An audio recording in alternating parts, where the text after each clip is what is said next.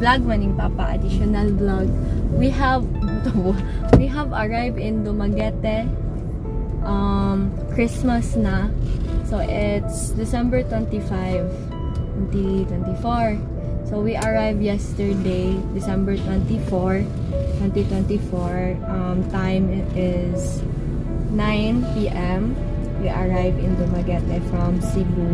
So, di kami nakapag-Christmas Eve with the family. Our first ever, di kami nag-Christmas Eve. Kasi tradition na yan ng family namin, nakakain talaga for Christmas Eve to celebrate our Christ's birthday. So, hindi kaming dalawang ni Papa. Kaming dalawa ni Papa, hindi nakapag Christmas Noche Buena in our own dialect. Hindi kami nakapag Noche Buena kasi pag uwi namin tulog kaming dalawa kasi 4 hours lang yung tulog namin. So ayun, so currently pupunta kami naghahanap kami ng water. So pupunta kami ng 7-Eleven and kuha ng tubig kasi yung tubig nakalimutan ko sa bahay. So I'll see you later. Nakita ko to. Papa driving. I don't know kapalanan yung salakyan Papa, but probably more than 10 on the drive. That's my goal in life, maka-drive ng dagang salakyan. Okay, I will assist Papa na. Okay. Kasi sa Bato Tampi ferry kami sumakay kasi sa Barili, like sa other side kami dumaan. Cover ko lang yung namin. So ayan, magwa-washing kami kasi sobrang dumi talaga. I don't know if makita nyo, pero try ko lang. Ito. Makita ba? Sobrang dumi. So yan, sobrang dumi. So, iwa-washing namin ni Papa. And magko-comment din si Papa sa performance. So, ito yung face ng walang tulog, tsaka yung nag-GPS. Tapos, GPS at nakatingin din sa road kasi to make sure. Kasi kung GPS lang, hindi mo makikita yung real road eh. So, ganyan. Sa GPS, tapos sa road na naman. So, question is, hindi ko mahanap, pero may sports mode ba yung ganito? 2020 ata ito na model. Kasi hindi pa yung handbrake niya, ganun pa.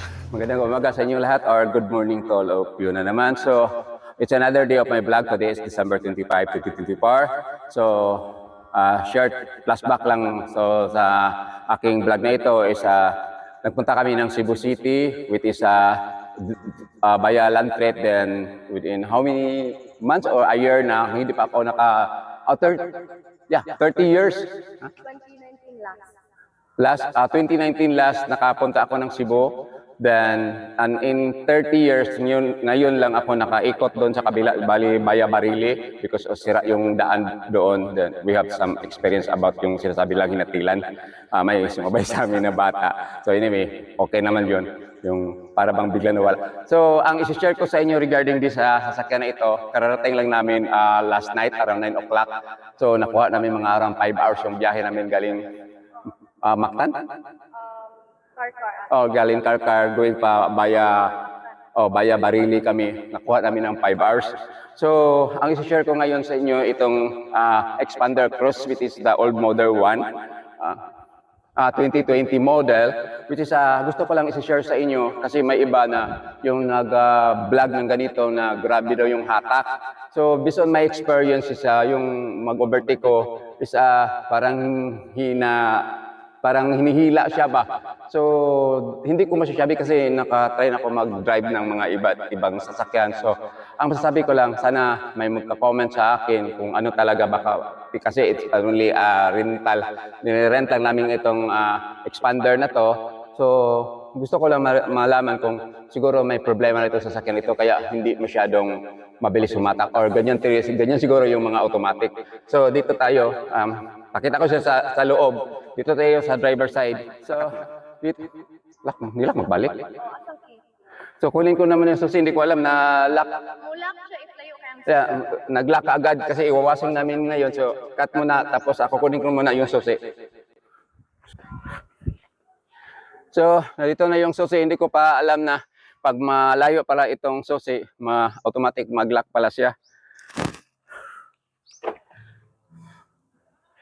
ayaw kape. Okay. So, ito ang sa loob ng para share. So, actually, first time ko pa itong mag-drive ng ganitong klaseng sasakyan with is post button. Nga akalain ko isa yung handbrake niya is yung soft touch na lang.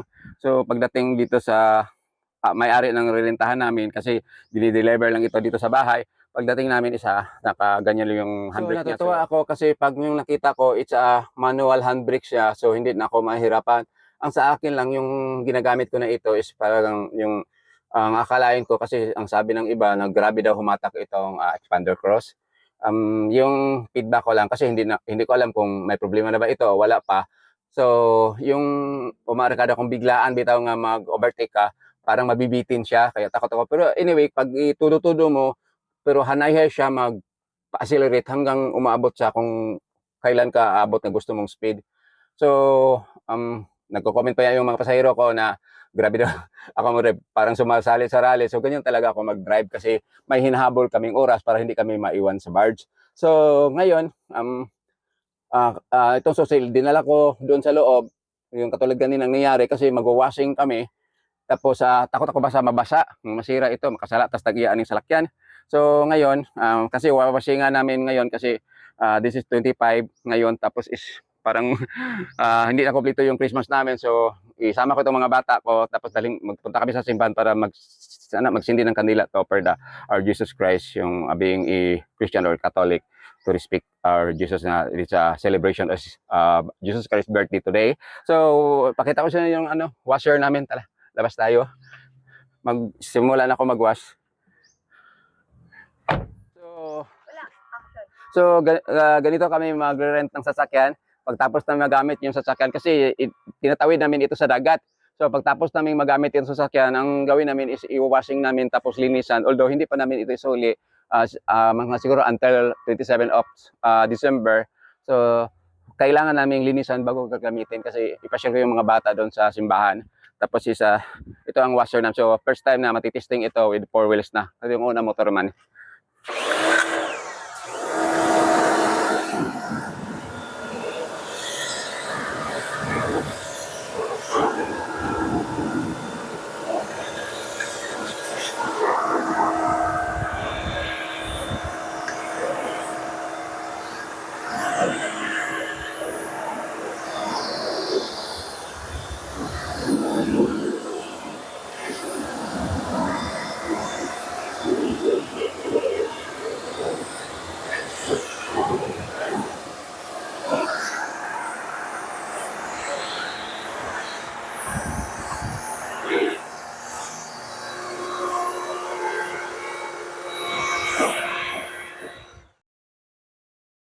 So tapos na namin na washingan, tapos ang importante lang yung glass kasi alikabok.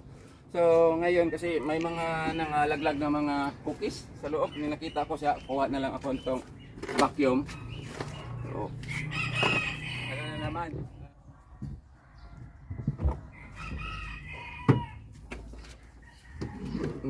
Ma-exit lang yung wire ko, so dito ko na lang pinapatong, tapos yung cookies dyan, ang dami.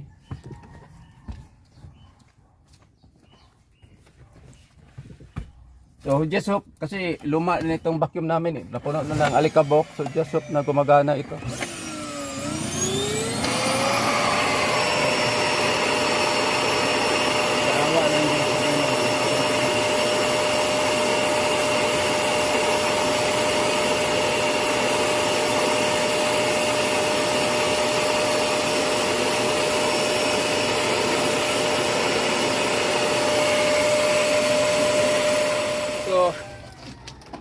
Natapos na namin nawasingan tapos linisan na lang kaunti yung nabakyuman namin. So ang ginawa namin dito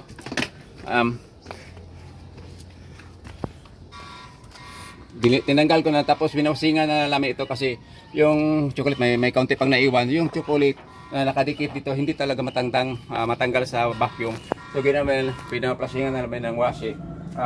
So sa awa na natanggal naman. So ito lang masashare ko sa inyo for this morning about our yung renta kami sa sasakyan. I think for 3 days gamitin namin ito. Tapos binililisan namin. Tapos lang comment lang regarding yung performance nito, yung Sport mode yung is na. Mitsubishi Mitsubishi Expander Cross. Expander Cross, kung ganito ba talaga yung pag maluma na mabibitin siya tuwing umavertic tayo. So yun lang, kasi yun lang ang comments ko. So ang akalain ko is super pa siya na yung sasakyan kasi sabi nila pwede pang off-road. So hindi ba na ako nagsabi na maganda siya sa handling, maganda, pero yung pag-overtake lang ang problema ko, mabibitin siya. So yun lang ang masashare ko sa inyo regarding itong paggamit ko ng Expander Cross Mitsubishi, yung nasabi ko na sa inyo na mabibitin. So yun lang, maraming salamat sa panonood. God bless you all. Have a nice morning ahead of you. Bye bye.